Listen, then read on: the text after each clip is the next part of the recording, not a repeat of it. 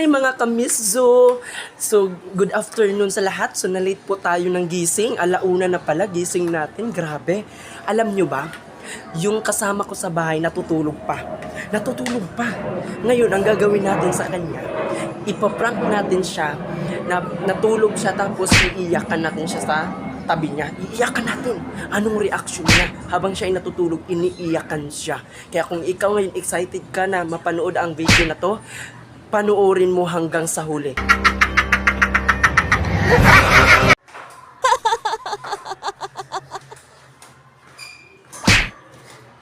Ay nabaw! Putang